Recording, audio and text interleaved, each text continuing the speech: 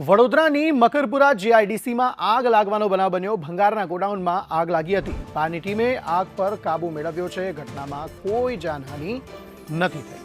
મકરપુરા જીઆઈડીસીમાં આગનો બનાવ બન્યો છે। ભંગારના ગોડાઉનમાં આગ લાગી હતી। આ આગને પગલે લોકટોળા જામ્યા હતા। આગનો તડકો ક્યાંથી આવ્યો તે અંગે તપાસ થશે ચોક્કસપણે। 4 ફાયર ફાઇટરની ગાડીઓ સ્થળ પર પહોંચી અને આગને કાબૂમાં લેવામાં આવી છે।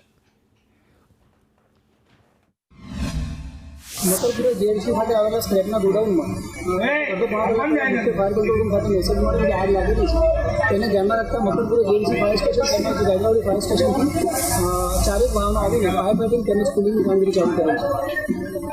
એના સિવાયની બીજી કોઈ સર એના સિવાયનો કંઈ બનાવ બન્યો? એના સિવાય કોઈ ઘટના નથી। આગ લાગવાનું ચોક્કસ કારણ હજી ફાયર ફાઇટિંગનું કામ ચાલુ છે, કોઈ નિરાકરણ મળ્યું નથી। ફાયર ફાઇટિંગ કર્યા બાદ આપણને માહિતી મળી શકે કે આગ લાગવાનું ચોક્કસ કારણ